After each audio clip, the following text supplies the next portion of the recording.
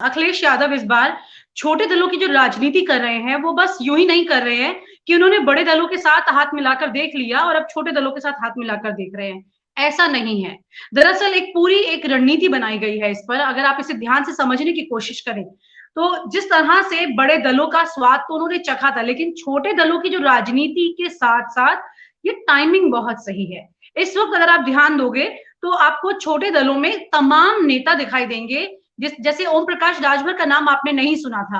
अगर संजय निषाद की बात करें इतना ध्यान में नहीं था। हाँ, अपना दल ज़रूर कह सकते हैं एक बार क्योंकि अलायंस कर लिया था बीजेपी के साथ तो उस तरह से लोग को जानकारी थी। लेकिन अगर उससे पीछे थोड़ा-सा आप बैकग्राउंड में जाएँ तो वो भी आपको नहीं दिखाई देगा। इसी तरह से तमाम और जातियाँ हैं और निषादों की सिर्फ ऐसा नहीं कि संजय निषाद एक नेता हैं। बीजेपी खुद एक और विकल्प ढूँढ रही है। अखिलेश यादव ने एक और विकल्प ढूँढ लिया है। इसी के साथ अगर हम बात करें कि अखिलेश यादव और बाकी तमाम जातियों को लेकर के तो रोजाना बैठक कर रहे हैं, मुलाकातें कर रहे हैं। उन्होंने दिल्ली के भी कई चक्कर लगाए थे। उसके बाद उन्होंने लगातार उत्तर प्रदेश में, लखनऊ में मीटिंग्स की हैं। तो छोटे दल जितने हैं, उनके साथ हाथ मिलाने के साथ मतलब एक पूरा उनको सामंजस्य भी बिठाना होगा। उनको ये देखना होगा कि इनके साथ कैसी वो डील करते हैं। मतलब टिकट को लेकर के कितनी सीटें किसको देंगे, अपने आप को वर्चस्व में रखेंगे, फिर बाकी कोई इनको ज़्यादा परेशान ना कर सके, बार्गेनिंग वाले इश्यूज़ ना आ सकें। तो ये इस सब की तमाम तैयारियाँ वो कर रहे हैं। लेकिन इसी के बीच में अगर आप ध्यान दो, तो इस वक़्त उत्तर प्रदेश में छोटे दलों की राजनीति इसलिए हिट है क्योंकि उत्तर प्रदेश में धर्म के ऊपर जाति हावी हो गई है। अगर जाति जब हावी हो जा रही है, तो जाति के नेता भी अपनी-अपनी एक बड़ी ज़मीन बना पा रहे हैं। अगर उनके पास ज़्यादा ज़मीन आ गई है, यानी कि उनका वोट बैंक की तरफ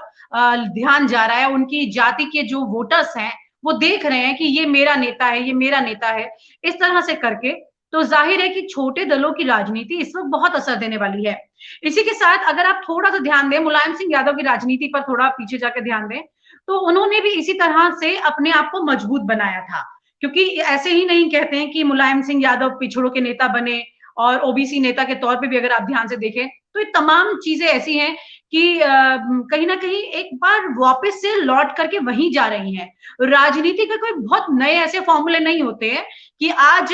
लॉटरी का वो जैकपॉट निकला और एक नया फ़ॉर्मूला निकल कर आ गया, ऐसा नहीं होता है। क्योंकि राजनीति में अगर आप ध्यान से समझने की कोशिश करें, तो एक एंटी इनकम्बेंसी की बात इसीलिए सामने आती है क्योंकि लगातार एक तरह का फ़ॉर्मूला चल रहा है। तो क्या होता है कि उस फ़ॉर्मूले को लोग अब नहीं देखना चाहते, तो फिर पीछे वाली चीज़ निकल के सामने आती है। बहुत बड़ा गणित नहीं है इसमें, बहुत सिंपल सी बात है। आम जन अगर इस बात को समझना चाहें कि ये राजनेता किस तरह से गणित बैठाते हैं, तो ये बहुत बेसिक सा फ़ॉर्मूला है और इसी के आधार पर वो तय करते हैं कि भई अब एक नए तरह के चेहरों को लेकर के जैसे कि एक पुराने नेता का चेहरा होगा, लगातार दिखता आ रहा है, तो एक नया चेहरा उसको बदल देता है। फिर वही नया चेहरा थोड़ा टाइम चलता है, उससे लोग ऊब जाते हैं, फिर एक नया चेहरा बदलता है। इसी तरह से अगर उत्तर प्रदेश में आज छोटे दलों की राजनीति की आप बात करो, तो वो काफ़ी ज़्यादा मुझे लगता है हिट होने वाली है। उसकी वजह यही है कि तमाम छोटे दल जो हैं, उनके नेता एक बहुत हाई प्रोफाइल से नहीं जुड़े हुए हैं, सब ज़मीन के नेता हैं। वो अपने समुदाय में जा रहे हैं, कम्युनिटी में लोगों से मुलाकातें कर रहे हैं। वन टू वन उनकी एक ऐसी बातचीत है कि उनकी बात को वोटर नकार नहीं सकता है। आप और हम अच्छे से जानते हैं कि वोटर विकास के मुद्दों पे इतना वोट नहीं देता है, जितना इस बात पर देता है कि कौन उनके घर ज़्यादा आया, कौन उनके घर नहीं आया। अगर आप पिछड़ी जाति में बात करें तो उसमें अलग-अलग कई जातियाँ हैं, सब अपने-अपने उनके अलग-अलग अब खेमे बन चुके हैं, सब अपने हिसाब से अपने नेता को के साथ चलना चाहते हैं। ये नहीं कि एक ओवरऑल पिछड़ी जाति का नेता सबको लीड करेगा, ऐसा नहीं है। सब अलग-अलग तरह से अपना अगर आप कुर्मी की बात करें, आप निषादों की बात तो इस तरह से सबने अपने-अपने नेता सेलेक्ट कर लिए कि ये इनके साथ हमें चलना है। भले ही संजय निषाद पर एक स्टिंग ऑपरेशन आया, लेकिन उन लोगों ने उसको तवज्जो नहीं दी, क्योंकि कहीं न कहीं उनको ये लगता है कि उनका जो नेता है उसको भी वो जगह मिलनी चाहिए उस जगह पर, जहाँ पर सत्ता की कुर्सी करीब होती है या वो सत्ता की कुर्सी पर काबिज़ होना चाहिए, हमारा नेता जाना चाहिए, ऐसी फीलिंग के साथ। मायावती अगर दलितों की राजनीति कर रही थी, तो दलितों में भी जो अलग-अलग ग्रुप्स की अगर आप बात करें, तो उसमें अब अलग नेता बन चुके हैं। तो मायावती भी अगर ये सोचे कि पूरी तरह से सीधे-सीधे एक ही लाठी से हाँका जाएगा सबको, तो ऐसा नहीं होगा। यही एक अब इसमें एक नया फ़ॉर्मूला जो दिखाई दे रहा है उत्तर प्रदेश में वो ये है और उसमें ज़्यादा स्टेम्प इसलिए लग जाती है क्योंकि बीजेपी जिस तरह से 27 जातियों का सम्मेलन कर रही है, छोटी जितनी भी तमाम जातियाँ, मेरे कहने का छोटी जाति मतलब कि जिनका परसेंटेज अगर हम मतलब जो सरकार तो नहीं बना सकती हैं, लेकिन सरकार बिगाड़ने में या समीकरण बिगाड़ने में ऐसे में एक बड़ी भूमिका बना सकती हैं। तो अगर हम उस पर ध्यान दें, तो अब बीजेपी को ये सम्मेलन करना पड़ रहा है। भले ही उसमें बड़ी मुश्किलों से वो लोगों को खींच कर ला पा रहे हैं। उनके नेताओं को बड़ी मुश्किल से अपने ही बीजेपी में वो देख रहे हैं कि किस नेता को हम यहाँ पर ला करके खड़ा करें, क्या करें? मौर्य है, कुर्मी है, इस तरह से अलग-अलग जातियों को देखें तो। लेकिन कुल मिलाकर के बात ये है कि अगर बीजेपी भी अब छोटे दलों के इस अखिलेश यादव के फॉर्मूले को काटने के लिए लगातार अब कई सम्मेलन करने की दौड़ में आ चुकी है, तो उस पर भी चर्चा होगी, जाहिर है। क्योंकि ये तमाम छोटी जातियाँ मेरे कहने का मतलब छोटे दल माफ कीजिएगा, छोटे दल जो है, ये तमाम छोटे दल मिल करके एक बड़ी सरकार बनाने की तरफ आगे बढ़ रहे हैं। इस पर ध्यान देने की जरूरत है क्योंकि जिस तरह उत्तर प्रदेश में इस वक्त अगर आप ध्यान दें कि जो इस वक्त भेदना चाहता है उत्तर प्रदेश के इस पूरे रण को, इस चक्रव्यूह को, तो उसमें अगर आप प्रियंका गांधी की बात करें तो प्रियंका गांधी भी यही कोशिश कर रही हैं। सबने अपने-अपने टारगेट्स ले लिए हैं। अखिलेश यादव को अगर किसी ने सवाल किया कुछ वक्त पहले कि एमवाई के फॉर्मूले से आप दूर नहीं जा सकते, तो उन्होंने सीधे-सीधे जवाब दिया एमवाई मतलब महिला और युवा। यानी कि उन्होंने धर्म और एक बड़ी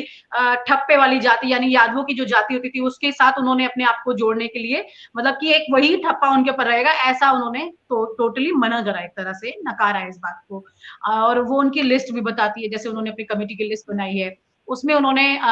केवल सिर्फ 5 यादव हैं जिनको रखा है बाकी तमाम और जातियां हैं वहां पर तो अब मैं आपको एक पुराना किस्सा बताती हूँ ये एक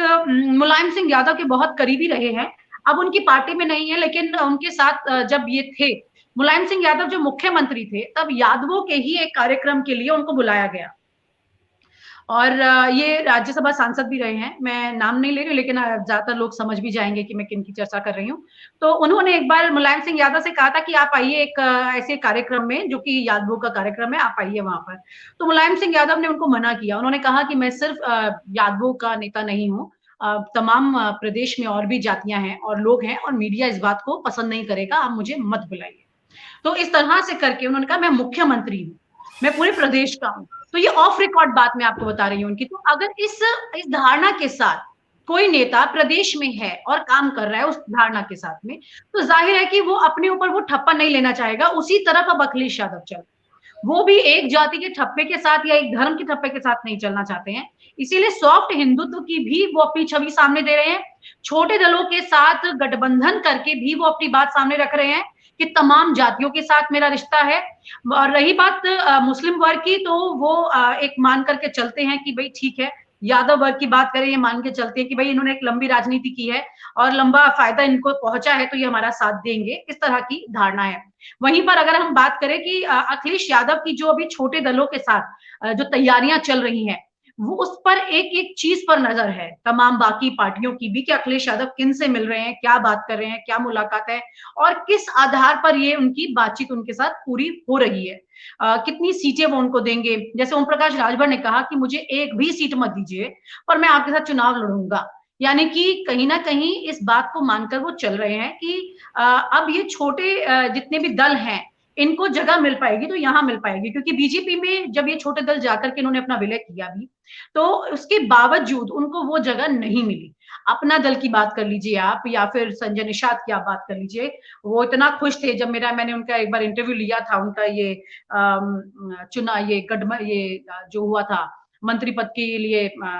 विस्तार हुआ था मंत्रिमंडल का योगी आदित्यनाथ के मंत्रिमंडल का तो उससे पहले जब उनसे बात हुई थी तो वो काफी ज्यादा उम्मीदें रखे हुए थे अब उस उम्मीद के बाद में और मंत्रिमंडल विस्तार के बीच में जो उनका स्टिंग आया और जिस पर ये कयास लगाए गए कि कहीं ना कहीं ये बीजेपी से प्रोत्साहित मतलब वहीं से फीड किया गया था तो ऐसी चर्चाएं हुई इसके कोई सबूत किसी के पास नहीं है लेकिन हाँ ये जरूर है कि उसके बाद उनकी बार्गेनिंग पावर बिल्कुल खत्म हो गई दिल्ली के कई चक्कर उन्होंने लगाए इसके बाद उनके कोई चक्कर भी सुनाई नहीं दिए और वो शांत होकर बैठ गए कहीं ना कहीं ये जरूर है कि लोग ये मानकर चल रहे हैं और जिस तरह से उत्तर प्रदेश में तमाम वीडियो ऑडियो वायरल हुए थे उसको भी अगर आप ध्यान से देखें तो उसमें भी जाति को लेकर के बहुत हुए थे। कोरोना के वक़्त में खुद बीजेपी के विधायक जो है राठौर, उन्होंने जातिगत टिप्पणी को लेकर के ही इसी तरह से बात की कि हमें जगह नहीं मिल रही है। तो ये तमाम बातें जो हैं, वो जनता तक गई हैं और वो जनता तक जाने के बाद अब उसके रिपरकशंस आ रहे हैं सामने, यानी कि उसका असर दिखाई दे रहा है। तमाम जो छोटे दल हैं, उससे जो जातियाँ जुड़ी हुई हैं, वो जातियाँ कहीं न कहीं अपने आप को अखिलेश के ये कहें ना कि उनके पिटारे में फिक्स करने की कोशिश कर रही हैं, ये कहा जा सकता है। और आप हमसे जुड़े रहने के लिए सब्सक्राइब करें YouTube पर, फॉलो करें Twitter पर और लाइक करें Facebook पर। और ज्यादा जानकारी के लिए आपको टाइप करना होगा सिर्फ न्यूज़ नशा।